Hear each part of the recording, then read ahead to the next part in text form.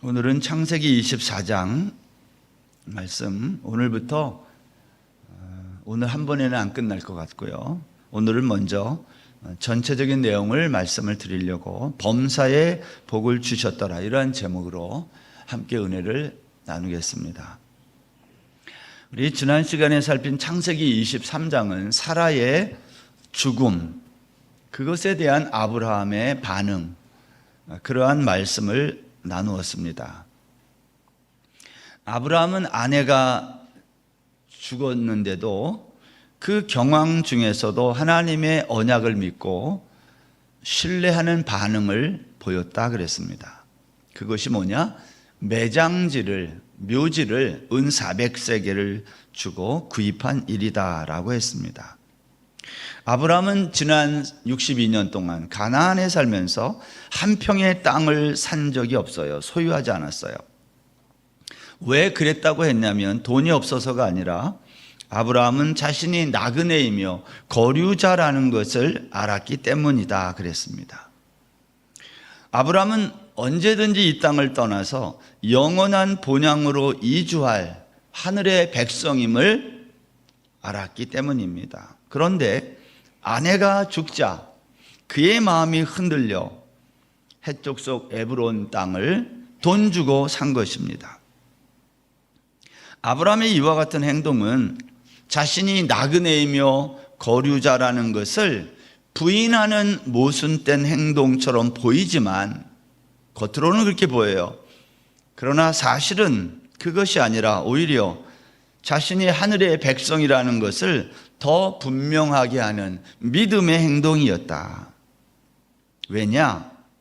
가나안 헤브론 땅은 단순히 사라의 매장지가 아니라 앞으로 그 헤브론 땅이 400년이 지나면 이집트에서 돌아온 아브라함의 후손들이 살아갈 근거지였고, 그리고 또 500년이 지나면 하나님의 성전이 세워지는 장소이기 때문이며, 그리고 다시 1000년이 지나면 우리의 죄와 죽음의 문제를 해결하는 예수 그리스도의 대속의 십자가가 세워질 땅이 그곳이기 때문이라고 했어요. 아브라함은 티끌로 돌아갈 우리 인생의 영원한 본향은 이 땅이 아니라 영원한 하늘이라는 것을 믿고 헤브론 땅을 사고 영원한 천국을 바라본 것입니다. 이와 같은 아브라함의 인생을 히브리서 11장은 믿음이라는 단어로 요약했어요. 아브라함은 부르심을 받을 때 믿음으로 순종했고, 약속의 땅에 거류할 때에도 믿음으로 거류했다는 겁니다. 아브라함이 약속의 땅을 떠나지 않고 헤브론 땅을 산 것은 하나님이 계획하시고 지으실 하늘의 성을 사모했기 때문이다. 이것이 이제 히브리서 기자의 증언입니다. 오늘은 창세기 24장인데요. 24장은 이와 같은 믿음의 사람 아브라함과 똑같이 그 믿음의 계보를 잇는 또 다른 사람들의 인생 이야기를 시작하는 거예요. 그래서 24장은 이삭의 아내를 맞이하는 결혼식 얘기랑은 사실 거리가 먼 얘기예요. 근데 우리는 보통 이거를 이삭이 결혼하는 이야기로 우리가 많이 알고 있는데, 사실은 이삭의 결혼 이야기를 통해서 성경은 우리에게 믿음이 뭔지를 설명하고 있다는 겁니다. 그런데 여러분, 성경은 이러한 사람들, 아브라함처럼 믿음의 길을 걷는 이 사람들을 가리켜 뭐라고 말을 하냐면 복을 받았다, 그렇게 말한다. 그래서 오늘 1절이 이렇게 시작했어요. 1절 보세요. 아브라함이 나이가 많아 늙었고 여호와께서 그에게 범사의 복을 주셨더라. 이 1절에 이 범사의 복을 주셨다라는 이 말씀은 24장 전체를 지배하는 말씀이에요. 여러분, 우리는 복하면 보통 잘 먹고 잘 사는 것을 복이라고 생각합니다. 추석 명절 되니까 얼마나 또 잘 먹고 우리가 또 잘 지내겠어요. 앞으로 며칠 동안 생각만 해도 가슴이 설레고 그러잖아요, 여러분. 점심부터 떡 먹을 거 생각하니까 야, 이제 또 며칠 동안 이 추석이라고 그래가지고 이 사람 저 사람 만나면서 먹을 거 생각하니까 기분이 좋지 않습니까? 세상은 그러한 것, 잘 먹고 잘 사는 것을 복이라고 생각하지만 성경이 말하는 복은 그런 것이 아니라고 창세기 1장에서부터 말했어요. 창세기 1장에서 우리가 살펴본 복은 뭐냐? 하나님의 영원한 생명이 우리에게 주어지는 것, 그것을 복이라고 말해요. 하나님은 이 창세기 1장에 이 영원한 생명의 복을 아브라함을 가나안 땅으로 부를 때 또 말씀한 거예요. 그것이 창세기 12장 2절 3절의 말씀 아닌가요? 너는 복이 될 것이며 너로 말미암아 땅의 모든 족속이 복을 얻을 것이다. 아브라함만 이 복을 받는 것이 아니라 그로 말미암아 이 땅의 모든 족속도 받는다는 거예요. 여러분, 이 복은 이후에 아브라함이 할례를 행한 이후에 천하 만민이 너로 말미암아 복을 받는다고 창세기 18장에서 반복되고 있어요. 그리고 이 말씀은 다시 아브라함이 100세에 얻은 독자 이삭을 번제로 드린 사건 이후에도 똑같이 하나님이 이렇게 말씀하셨어요. 창세기 22장 17절 내가 네게 큰 복을 주고 네 씨가 크게 번성하여 하늘의 별과 같고 바닷가의 모래와 같게 하리니 네 씨가 그 대적의 성문을 차지하리라. 또 네 씨로 말미암아 천하 만민이 복을 받으리니. 여러분 보세요. 창세기 1장에서 시작된 그 복은요, 똑같은 복인데 지금 창세기 전체를 이 복이라고 하는 단어가 뚫고 지나가고 있는 거예요. 너도 복을 받고 너 때문에 천하 만민이 복을 받는다는 거예요. 여러분, 오늘날 세상에서 복이 있다, 복이 없다 그럴 때 그 세상 사람들이 말하는 복은 눈에 보이는 복이며 유한한 복이에요. 있다가 없어지는 복, 없다가도 있는 복, 이걸 세상에서는 복이 있다, 없다 그러는 거예요. 그러나 아브라함이 받은 복은 눈에 보이는 그러한 있다가 없어지는 유한한 복이 아니라 영원한 복, 생명의 복이라는 거예요. 그래서 이 복은 세상으로부터 오는 것이 아니라 하나님께로부터, 위로부터 오는 복이라는 겁니다. 여러분, 오늘 1절 말씀에서 하나님이 아브라함에게 복을 줬는데 범사의 복을 줬다 그랬어요. 왜 범사의 복을 줬다고 했을까요? 범사라는 말은 전부라는 뜻이에요. 매사에 하는 모든 것에 복을 주었다라는 뜻입니다. 그렇지만 이 범사라는 단어가 명사가 아니라 동사로 쓰이게 되면 이 뜻은 완전한 이러한 뜻이 돼요. 완전하다. 다시 말하면 하나님이 아브라함에게 주신 범사의 복이란 말은 완전한 복을 의미하기도 해요. 이 복이 창세기 24장 전체를 지배하고 있다. 우리가 먼저 이 생각을 하고요, 이제 3절 말씀 이하를 보면, 여러분, 아브라함이 그의 늙은 종에게 말했어요. 내 아들 이삭을 위해서 내 고향에 가서 아내를 취하여 오라는 거예요. 배우자를 찾아오라는 거죠. 그런데 이 일이 얼마나 중요한 일인지 아브라함은 늙은 종에게 자기 허벅지 밑에 손을 넣게 한 다음 하늘과 땅의 하나님의 이름을 걸고 맹세를 하게 했어요. 여러분, 허벅지 아래 늙은 종의 손을 넣게 한 것, 왜 그렇게 했을까요? 이것은 아브라함의 자손, 생명의 씨와 관계에 있다는 뜻이에요. 허벅지 아래에 손을 넣고 맹세하게 한 이 행위는요, 창세기 47장에 가면 또 한 번 나오는데, 이삭의 아들 야곱이 죽을 날이 가까이 왔을 때 야곱이 그의 아들 요셉을 불러 말했어요. 내가 죽으면 여기 애굽에서 장사 지내지 말고 조상의 묘지 헤브론 땅에 가서 장사 지내라는 거예요. 그러면서 손을 자기 허벅지 아래에 요셉의 손을 넣게 하고 맹세했어요. 똑같은 얘기가 나와요. 여러분, 허벅지 아래에 손을 넣는다는 것은요, 남자의 생식기에 가장 가까운 부분이에요.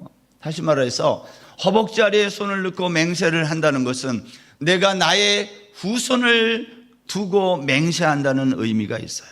중요하다는 거예요. 목숨을 걸고 하는 거예요. 여러분, 이것은요, 지금 이삭의 여자, 아내가 될 사람을 하란에 가서, 고향에 가서 택하는 이 일이 얼마나 중요한 일인지를 보여주는 거예요. 그런데 여기에서 우리가 궁금한 점이 하나 있어요. 이삭의 아내 될 여자를 왜 아브라함은 굳이 고향에 가서 그 아내 될 사람을 취해 오려고 했을까 하는 거예요. 가나안 땅에도 여자가 많았을 텐데 가나안 여자는 안 되고 고향에 있는 여자만 되는 이유가 뭘까요? 어떤 사람들은 가나안 여자는 하나님을 믿지 않아서 그렇다는 거예요. 그렇게 말하면 아브라함의 고향에 사는 여자들은 하나님을 믿나요? 그때는 아브라함도 안 믿었거든요. 사실 다 안 믿어요. 사실 아브라함은 가나안에 오기 전에 우상 숭배하는 집에서 살았다고 성경이 이렇게 증언해요. 여호수아서 24장 2절에 보면 여호수아가 모든 백성에게 이르되 이스라엘의 하나님 여호와께서 이같이 말씀하시기를 옛적에 너희 조상들 곧 아브라함의 아버지 나홀의 아버지 데라가 강 저쪽에 거주하여 다른 신들을 섬겼으나. 여러분, 아브라함의 집안도 하나님을 섬기는 집안이 아니라 다른 신을 섬겼던 집안이에요. 아브라함의 고향에는 하나님을 섬긴다 보장할 수 없는 거죠. 여러분, 이 구절이 말하는 것은 아브라함의 신앙의 문제 때문에 이삭의 여자를 고향에 가서 택해 오라고 한 것이 아님을 알 수 있어요. 그러면 무슨 이유로 아브라함은 자기 고향에 가서 독자 이삭의 아내를 구하여 오라고 한 것일까? 그 이유를 찾는 것이 창세기 24장에서 제일 중요해요. 왜? 신앙의 문제도 아니라면 왜 굳이 그 먼 곳에 가서 이삭의 아내 될 여자를 찾아오라고 할까? 이것은 창세기 24장을 이해하는 키입니다. 여러분, 오늘 본문 5절을 보세요. 종이 이르되 여자가 나를 따라 이 땅으로 오려고 하지 아니하거든 내가 주인의 아들을 주인이 나오신 땅으로 인도하여 돌아가리이까. 아브라함의 늙은 종이 한 말이에요. 내가 여자를 데리고 오려고 할 때에 그 여자가 따라오지 않으면 어떻게 할까요? 그러면 이삭을 데리고 그쪽으로 내가 다시 갈까요? 이에 대한 아브라함의 대답이 6절인데요. 만일 여자가 이곳으로 오지 않겠다고 하면 이삭을 데리고 절대로 그걸로 가지 말라는 거예요. 왜? 왜 이삭이 아브라함의 고향으로 가면은 안 될까요? 그 이유는 고향을 떠날 때 하나님이 아브라함에게 주신 말씀 때문이라는 거예요. 여러분, 오늘 본문 7절에 보세요. 하늘의 하나님 여호와께서 나를 내 아버지의 집과 내 고향 땅에서 떠나게 하시고 내게 말씀하시며 내게 맹세하여 이르시기를 이 땅을 내 씨에게 주리라 하셨으니 그가 그 사자를 너보다 앞서 보내실지라 내가 거기서 내 아들을 위하여 아내를 택할지니라. 내가 고향을 떠날 때 하늘의 하나님 여호와께서 나에게 말씀하셨는데 이 땅을 내 씨에게 주겠다고 말씀하시면서 그 사자라고 그랬어요. 그 사자라는 말은 아브라함을 인도했던 똑같은 그 사자를 너보다 앞서 보내면서 내가 거기서 내 아들을 위하여 아내를 택하라. 무슨 말이에요? 내가 고향을 떠날 때 하나님이 내 씨를, 이 땅을 너의 씨에게, 후손들에게 주겠다고 말씀하시면서 사자를 나에게 붙여줬는데 지금 하나님이 그 똑같은 사자를 너에게 붙여서 지금 보내는 거라는 거예요.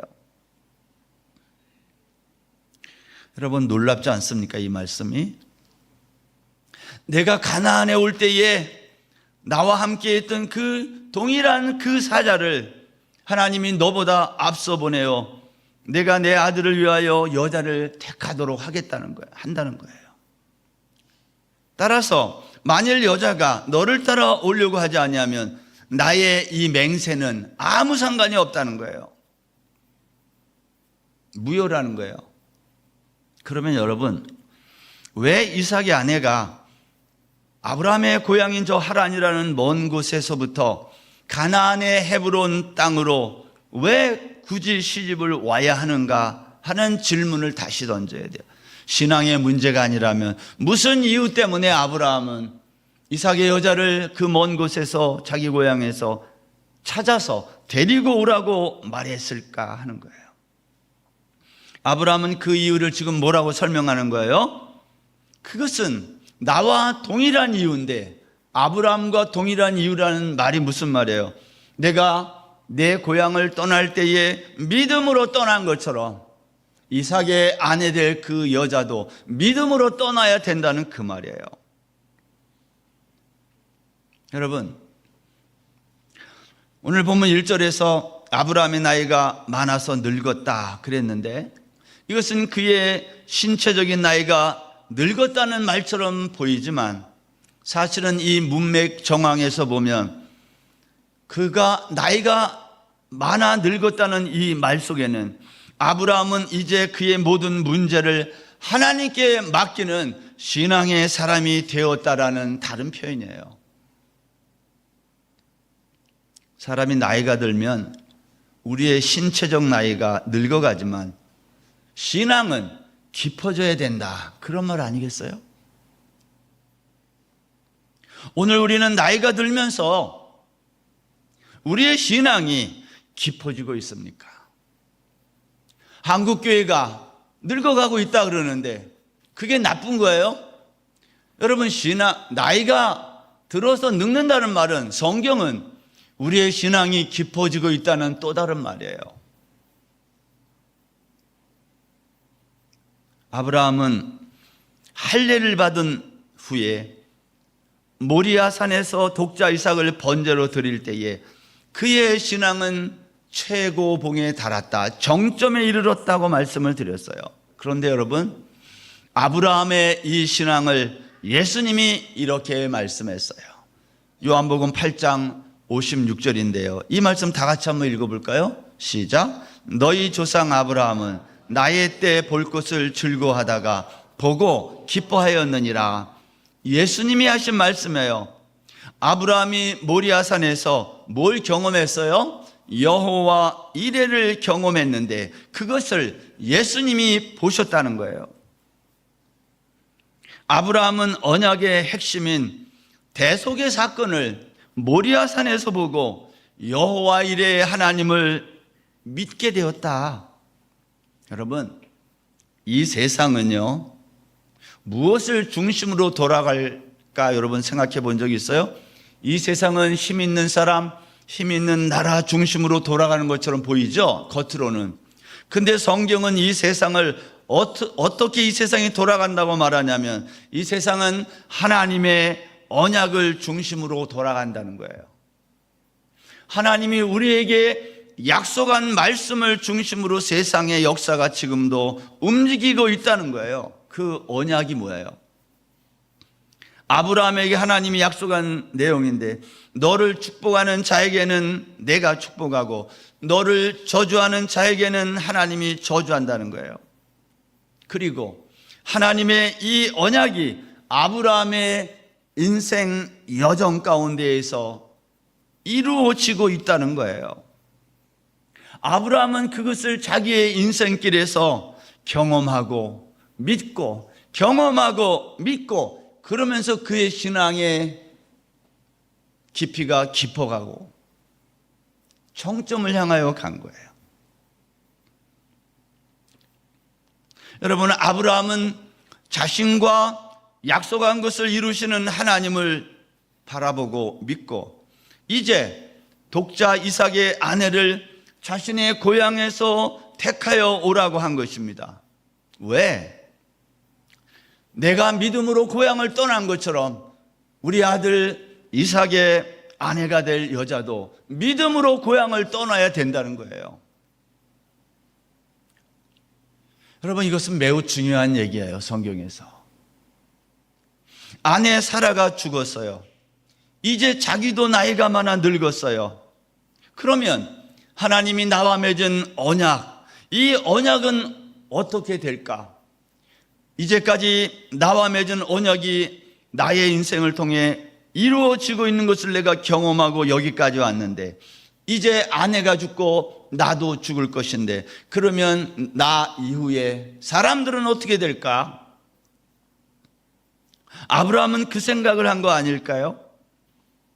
언약을 받은 아브라함과 같은 사람 하나씩 둘씩 죽어가지만 그러나 하나님의 언약은 계속해서 역사한다는 거예요.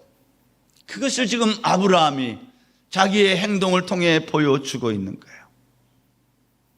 여러분, 아브라함은 우리가 아는 것처럼 처음부터 믿음의 조상이 된 것이 아니라 하나님이 그를 택하시고 부르시고 훈련을 통해서 그는 믿음의 사람이 된 것입니다. 마찬가지예요. 이제 하나님의 그 언약 안으로 들어오는 모든 사람들, 아브라함을 이어서 계속해서 그 언약 안으로 들어올 사람들은 아브라함과 똑같은 과정을 밟아야 된다는 거예요. 이게 아브라함의 믿음이에요.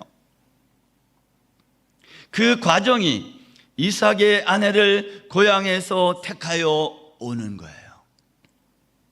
가끔 이삭의 아내를 얻는 이 창세기 24장을 가지고 그리스도인은 배우자를 어떻게 얻어야 되느냐, 이런 걸 이제 여기에서 또 말하는 분들이 가끔 있는데 그것은 성경의 이야기와는 거리가 좀 있어요.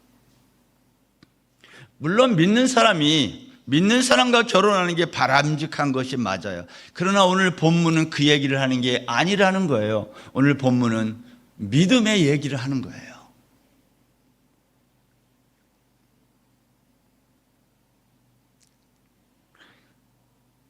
이삭의 아내가 될 여자를 아브라함이 자기 고향에서 택하여 데려오는 이 이야기를 성경은 아주 길게 썼어요.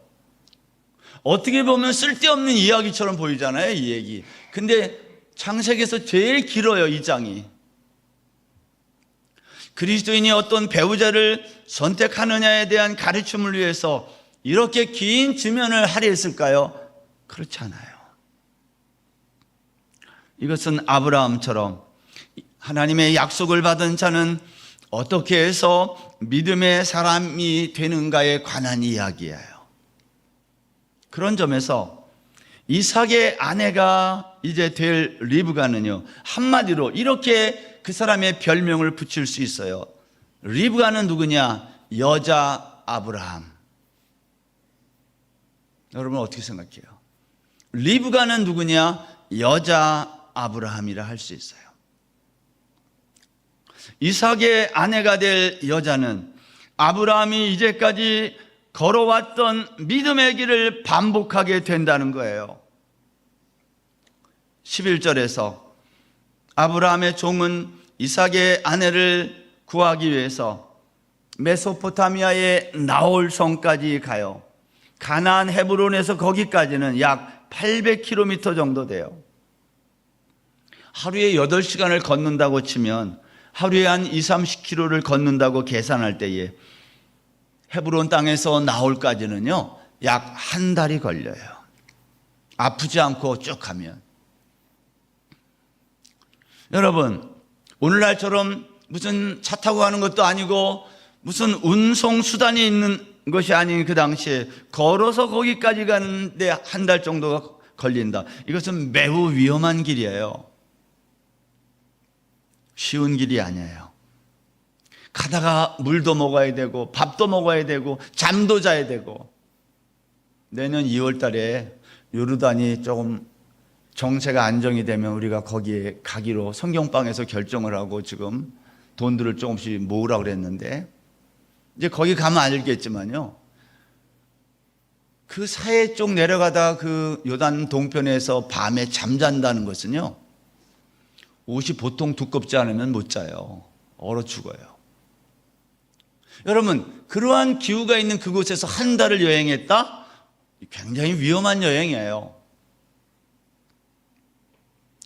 물론 낙타와 같이 타고 갈 수도 있지만 이 길은 쉬운 길이 아니며 위험한 길, 생명을 빼앗길 수 있는 길이었어요.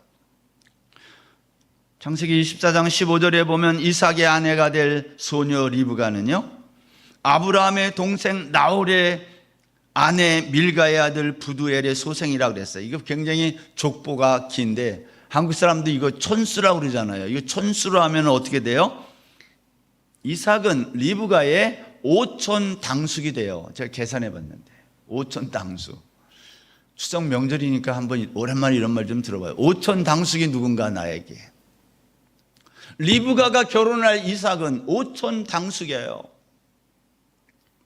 여러분, 왜 소녀 리브가가 5촌 당숙이 되는 이삭과 이 먼 길, 위험한 길을 걸어와서 왜 결혼을 해야 되는 거예요? 리브가가 아니면 결혼할 사람이 없어서? 리브가는 믿음이 있어서? 그런 거 아니에요. 아브라함이 갈대아 우르를 떠나 가나안 땅에, 약속의 땅에 온 것처럼 모든 믿음의 사람은 똑같은 길을 걸어야 된다는 것을 보여주는 거예요. 이것은 믿음이 없이는 불가능한 여행이라는 거예요. 아브라함은 이 일을 위해서 나홀의 성에 사는 부두엘에게 사전에 전화해가지고 지금 우리의 종을 보낼 테니까 잘 준비해라, 이렇게 한 게 아니잖아요. 전화가 어디 있어요? 그냥 간 거예요. 사전에 예고도 없이. 걸어서 한 달 걸리는 그 길을 누가 가서 연락을 하겠어? 그냥 가는 거예요. 가는 길에서 무슨 일을 만날는지도 모르고요, 도착한 곳에서 어떤 일이 일어나는지 전혀 알 수 없었는데 아브라함은 이 일을 행했다는 거예요. 뿐만이 아니라 그의 늙은 종이 순종하고 갔다는 거예요. 나홀성에 사는 아브라함의 친지들이, 특별히 리브가라고 하는 소녀가 이 모든 행동에 동참했다는 거예요. 성경은 이 모두가 믿음이 아니면 할 수 없는 행동이라고 말하는 거예요, 우리에게. 마치 저와 여러분이 명절인데도 교회 나와 예배 드리는 것처럼 믿음이 없이는 이게 불가능하다, 이 말이에요.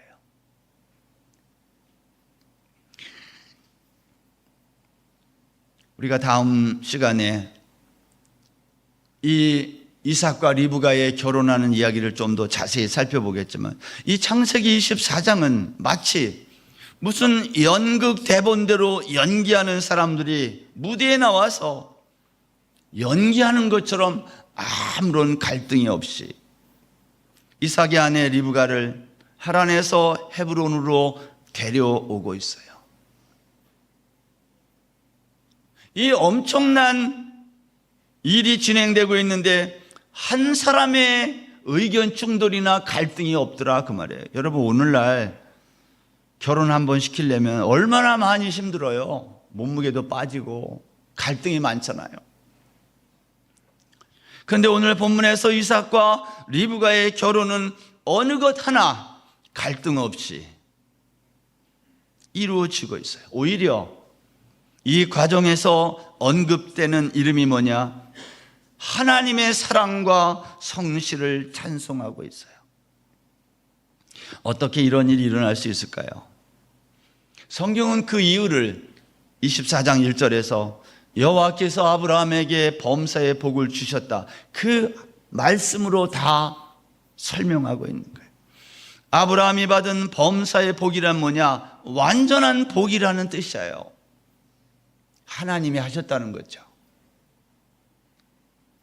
여러분, 성경에서 말하는 복은요, 보통 에덴 동산으로 돌아가는 것을 말해요.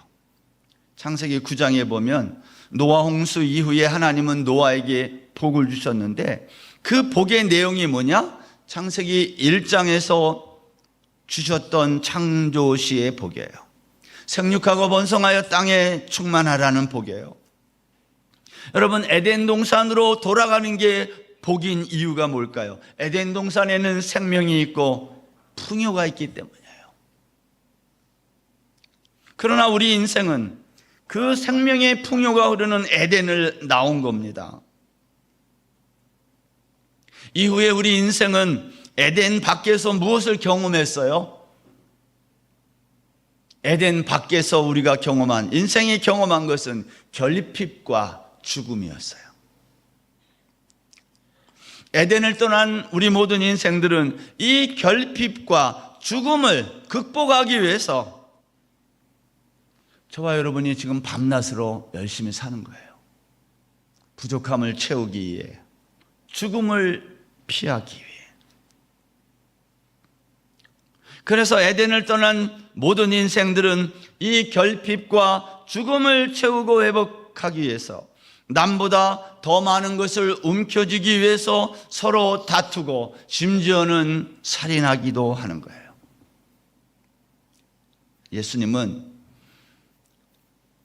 예수님이 이 세상에 온 목적을 이렇게 말씀했어요. 내가 온 것은 양으로 생명을 얻게 하고 풍성히 얻게 하려는 것이라. 여러분, 성경은 똑같은 이야기를 한다는 걸 기억하세요. 하나님의 관심은 우리에게 영원한 생명을 풍성히 얻게 하는 거예요. 이걸 성경은 복이라 그래요.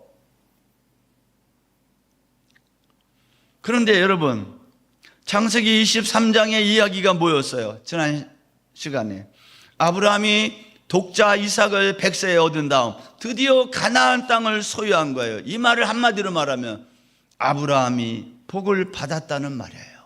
왜? 이삭이라는 생명을 얻었고 이제는 그 생명이 살아갈 근거, 땅까지 얻었으니까 그걸 복이라 그래요. 아브라함이 나이가 많아 늙었지만 여호와께서 범사에 그에게 복을 주셨다라는 말은 그러한 점에서 100세에 얻은 아들이 이삭이 복이었어요. 생명이니까. 그러면 이제 그 이삭의 후손이 생육하고 번성해야 되는 거예요. 어떻게 이삭의 후손이 생육하고 번성하게 될까? 그 이야기가 창세기 24장 이후의 이야기예요. 여러분, 이삭의 배우자를 찾는 이 결혼식 이야기는요, 창세기에서 가장 길고 자세해요. 우리가 아브라함의 이야기를 12장부터 살펴서 이제 25장에 가면 아브라함이 죽거든요. 아브라함의 이야기가 이렇게 길게 기록됐어요. 12장에서 25장까지. 근데 이삭의 이야기는 불과 3장밖에 없어요. 그 이유가 뭘까요? 그 이유는 사라의 죽음 이야기도 그렇지만 이삭의 결혼 이야기 역시 다시 말하면 단순한 장례식이나 단순한 결혼식 이야기가 아니라 이 모든 이야기는 믿음의 이야기며 하나님의 약속의 이야기라는 것이에요.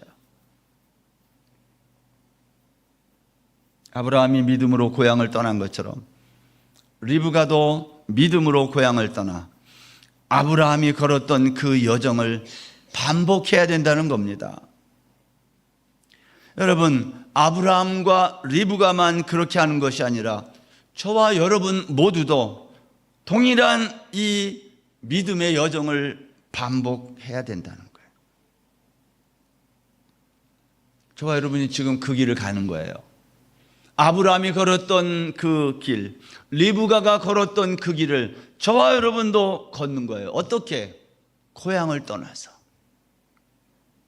여러분, 고향을 떠난다는 것은요, 안전한 곳을 떠난다는 의미예요. 믿음의 여정은요, 험난한 거예요. 왜? 안전지대를 떠나는 거니까. 신앙생활은 안전지대를 떠나 위험지대로 들어가는 거예요. 뭘 믿고? 하나님의 약속의 말씀을 믿고. 예수 믿는 것은 그러한 점에서 두렵고 떨리는 일이에요. 내가 좀 더 편안하고 안락한 삶을 위해서 예수를 믿으려고 했다면 그 사람은 잘못 실수하는 거예요. 믿음이 없이는 이 길을 갈 수 없어요. 사랑하는 여러분, 왜 아브라함은 늙은 종을 보낼 때에 이삭을 같이 보내지 않았을까? 이런 생각은 혹시 해보셨나요? 너 직접 가서 보고 마음에 안 들면 네가 결정해라. 이렇게 해도 되잖아요. 근데 하나님이 아브라함이 이삭을 보내지 않고 늙은 종만 보내요. 왜 리브가는 아브라함의 종을 따라 나서지 아니하면, 리브가가 만일 너를 따라서 오지 아니하면 이 맹세가 너와 상관이 없다고 아브라함이 말했는데 그 얘기는 무슨 뜻인가? 이삭을 데리고 그럼 고향으로 갈까요? 아브라함은 안 된다는 거예요. 이유가 뭐예요? 아브라함의 씨는 하란으로 가면 안 된다는 거예요. 믿음의 사람은 세상으로 가면 안 된다 그 말이에요. 이것은 마치 우리가 하란이라는 세상을 떠나 가나안 땅 헤브론이라고 하는 교회로 오는 것과 같아요.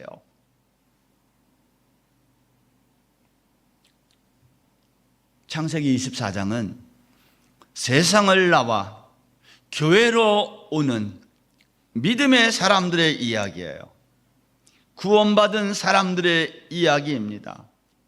리브가가 하란에서 헤브론으로 오는 것은요, 마치 신부된 교회가 신랑 대신 그리스도에게로 오는 것에 비교할 수 있어요.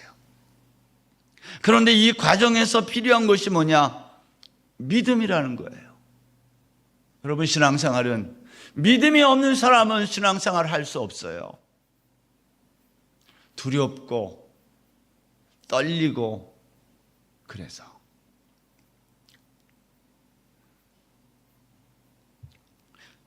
여러분, 우리에게 필요한 것이 믿음인데 성경은 그 믿음을 소유한 사람들을 가리켜 뭐라고 말하냐면 범사의 복을 받았다.